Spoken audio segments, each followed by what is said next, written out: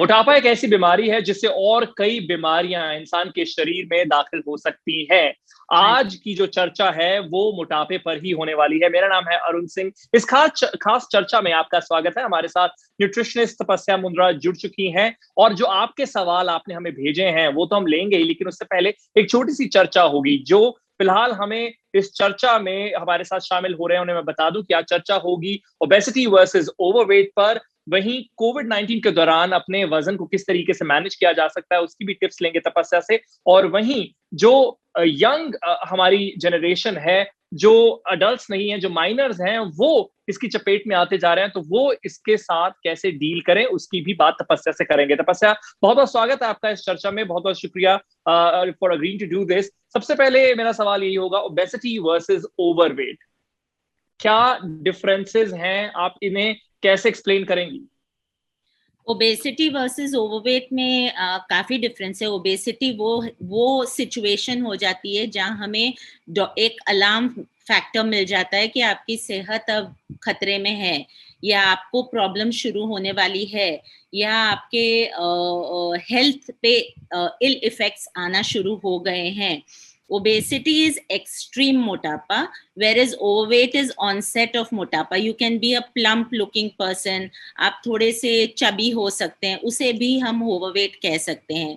सो obesity एक alarming situation है, overweight एक ऐसा सिचुएशन है जहां आप उसको रेक्टिफाई भी आसानी से कर सकते हैं।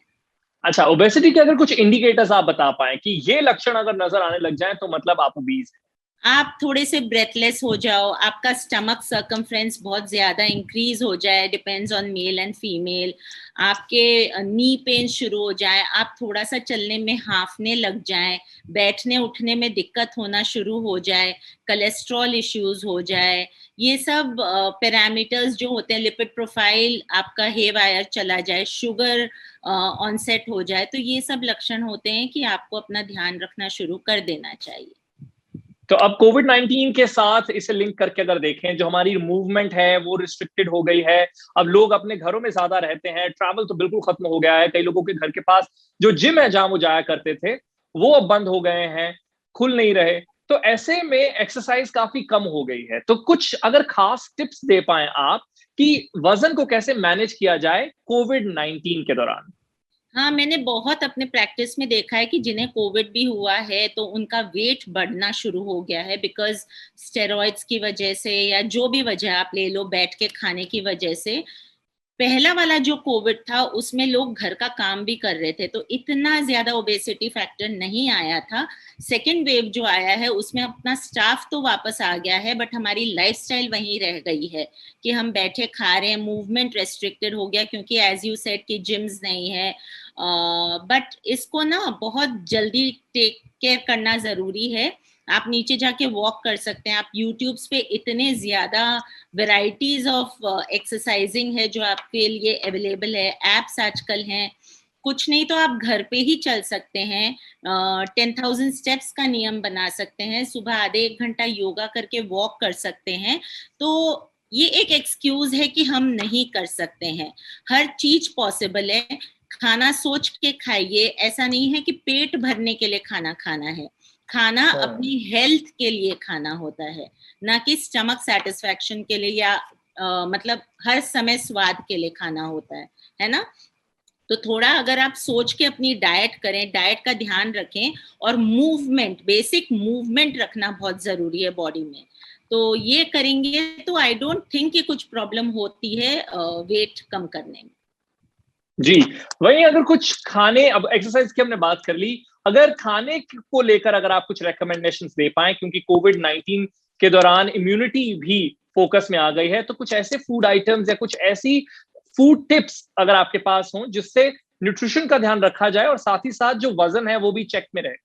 एग्जैक्टली आजकल ना काफी ट्रेंड आ गया है इंटरमिटेंट फास्टिंग करने का। तो इंटरमिटेंट फास्टिंग खराब नहीं है या गलत नहीं है, बट लोग क्या करते हैं उसे गलत वे में करते हैं। जैसे कि इंटरमिटेंट फास्टिंग कर लेते हैं, बट जो ईटिंग विंडो है उसमें जंक खा लेते हैं कि हमें इतना ही खाना है तो हम कुछ भी खा सकते हैं।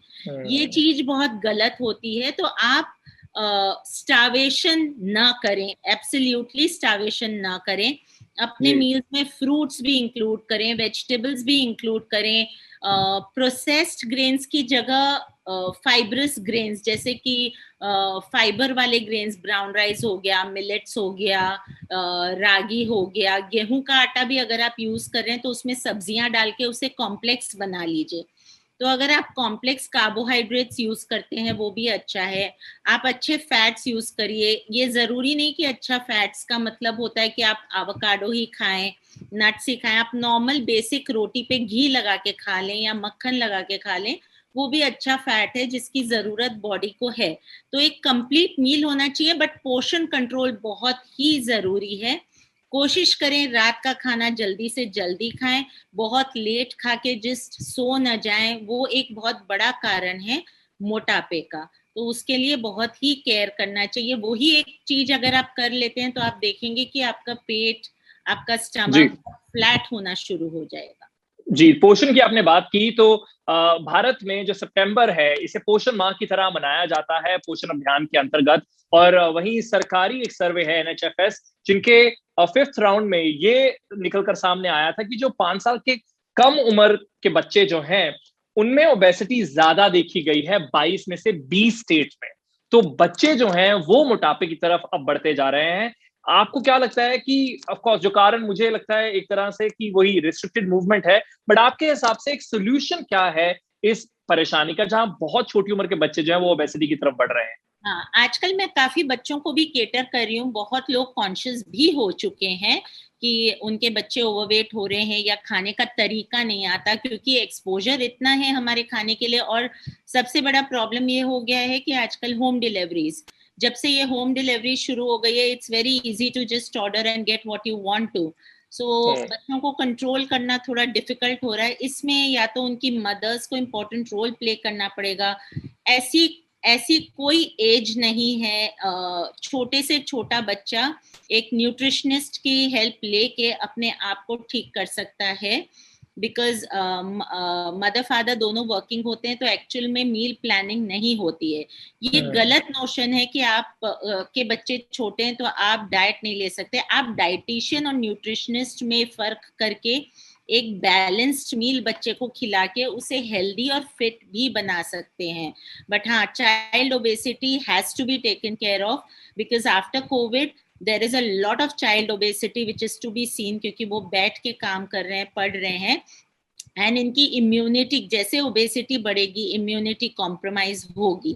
तो इम्यूनिटी का ध्यान रखना बहुत जरूरी है, क्योंकि हमें पता नहीं है थर्ड वेव आएगा नहीं आएगा, कुछ सब अनसर्टेनिटी में जी रहे हैं। So please take care of your health if you have to fight COVID in future also. Okay, अब आखिर में जो हमारे ऑडियंस हैं उनके जो सवाल है वो ले लेते हैं। ये हमारे यूट्यूब की जो वीडियोस हैं उसके कमेंट सेक्शन से हमने उठाए हैं, या फिर इस चैट को प्रमोट करते वक्त जब हमने पोस्ट डाले थे उसमें आए, और मैंने भी अपने इंस्टाग्राम पर एक पोस्ट डाला था तो उसमें भी कुछ मेरे फॉलोअर्स हैं जिन्होंने सवाल भेजे। सबसे पहले एक यूजर नेम है रेनबो ऑफ सेंस, उनका सवाल है, I am regularly exercising in calorie deficit, checked vitamin D, still not losing any weight. हर बॉडी के लिए कैलोरी डेफिसिट हो सकता है, जरूरी नहीं हो काम कर रहा हो सकता है कि आप कुछ ज्यादा ही कम खा रहे हो सकता है आप राइट समय पे राइट खाना ना खा रहे हो सकता है आप बहुत स्ट्रेस में हो सकता है कि आपके इंटरनल बॉडी का बैलेंस बिगड़ा हो सकता है आप सो नहीं रहे हो सकता है आप ओवर एक्सरसाइज कर रहे हो। तो ये बहुत सारे फैक्टर्स होते हैं। कॉम्बिनेशन ऑफ फूड भी किया जाता है ऐसे में ट्राई करने के लिए कि उनको वो फूड इफेक्ट हो जाए और उनका वेट कम होना शुरू हो जाए। सो बहुत फैक्टर्स हैं, it's not only calorie deficit and exercising, it's a group of factors which make you lose or gain weight. Okay, Jonathan पूछ रहे हैं, how to correctly improve the immunity of body, what should be actually included in our diet? And I think यही सवाल मैं भी कर रहा था जब हम बच्चों की भी बात कर रहे थे कि इम्यूनिटी बढ़ाने के लिए किन फूड आइटम्स की तरफ हम बढ़ सकते हैं। तो जॉनथन का वही सवाल है, अगर आप जवाब दें। I think you should go in more for a plant based diet. Plant based diet खाइए। इंडिया में तो इतने हर्ब्स हैं, your turmeric, your tulsi, your amla, you can use all of this. आप अगर नॉर्मल खाना ही बना रहे हो, उसमें इतने सारे आपके स्पाइसेस जाते हैं कि वो ही एक इम्यूनिटी बूस्टर है। हम हल्दी ऑलमोस्ट एवरी फूड में डालते हैं, so we are having a dose of turmeric, yet I see people having turmeric shots and stuff like that, which is over use of turmeric. Immunity को boost करने के लिए आप अश्वगंधा का भी यूज कर सकते हैं। इम्यूनिटी को बूस्ट करना बहुत ही सिंपल है। आप जिंजर का प्रयोग करें, आंवला का प्रयोग करें, आप 2 पत्ते तुलसी सुबह सुबह खाएं। ये सब चीजों से इम्यूनिटी ऑटोमेटिकली बूस्ट हो सकती है। और सबसे बड़ी बात है, प्रोसेस्ड फूड ना खाएं, दिमाग को शांत रखें, प्राणायाम करें। जब आप प्राणायाम करते हैं, अपने माइंड को हील करते हैं, आपका पेट हील होता है। आपका पेट हील होता है तो आपकी इम्यूनिटी ऑटोमेटिकली स्ट्रांग होनी शुरू हो जाती है।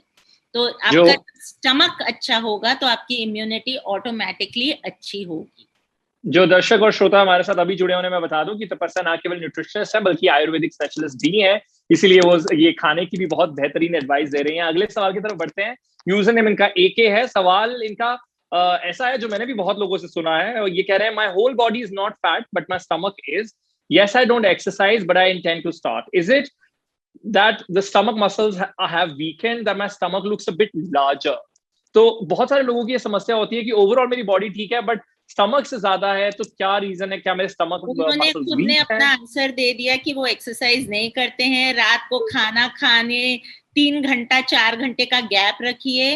I am very, very sure if you eat your dinner 4 hours before you sleep, your stomach will start disappearing and melting. So what happens is usually core जो होता है वो stomach के muscles को छोड़ देता है, तो stomach के muscles lose हो जाते हैं। तो you should practice planks on a regular basis, which will improve the core strengthening exercises. ये practice करना है। खाना जल्दी खाना है, बहुत सारा खाना नहीं खाना है। आपको अगर 4 रोटी की भूख है तो प्लीज आप 1 रोटी खाएं और ग्रीन टी पिएं और सो जाएं। Wish.24 इनका यूजर नेम है। No matter if I eat or not, I'm still gaining weight due to PCOD. I work out as well. PCOD is a condition which is a lifestyle related condition. So there are several factors. First, you have to take care of your PCOD, only then will you lose weight. So you need to really look into your diet, make a lifestyle plan. Exercise is must for 1 hour in PCOD. Get yourself a proper chart chalked out. Cure PCOD, weight loss होना शुरू हो जाएगा। Shivam Narang, how much sugar per day is okay for an adult? Bracket में उन्होंने लिखा sweet tooth who works out regularly. तो ये workout तो करते हैं, लेकिन कितना शुगर का जो मात्रा है वो क्या रखनी चाहिए, ये इनका सवाल है। Sugar basically is poison, is the new smoking. So direct sugar खाना ही नहीं चाहिए।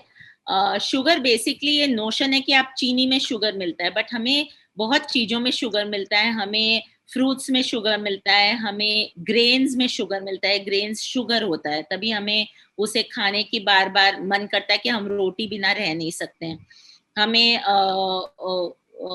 मिल्क, डेयरी में शुगर मिलता है। So there is a lot of sugar consumption happening through the day, so you restrict yourself from refined white sugar. अगर आपकी sugar cravings है तो आप गुड़ खाइए, डेट्स खाइए, प्रून्स खाइए, स्वैप करिए to healthy choices and stay away from sugar completely. आखिरी एक सवाल ले रहे हैं नमन बाली का। Is it necessary to consume 1.5 times the protein per kg for recovery during running for fat loss?